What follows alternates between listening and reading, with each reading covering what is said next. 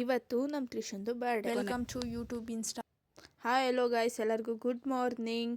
ಎಲ್ಲರೂ ಚೆನ್ನಾಗಿದ್ದೀರಾ? ನಾನಂತೂ ಸೂಪರ್ ಆಗಿದ್ದೀನಿ. ನೀವೆಲ್ಲ ಚೆನ್ನಾಗಿದ್ದೀರಾ ಅನ್ಕೋತೀನಿ.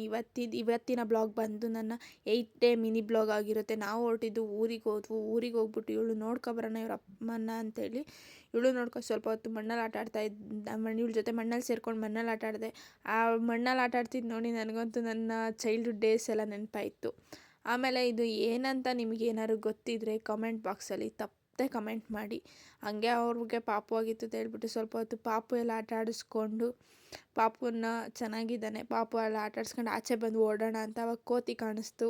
ನಮ್ಮ ಬೆಂಗಳೂರಲ್ಲಂತೂ ಕೋತಿಗಳಿಗೆ ಕಾಣೋದೇ ಇಲ್ಲ. ಆಮೇಲೆ ಅಲ್ಲಿಂದ ಸೀದಾ ನಾವು ಬೆಂಗಳೂರಿಗೆ ಬಸ್ ಹತ್ಕೊಬಂದ್ವು.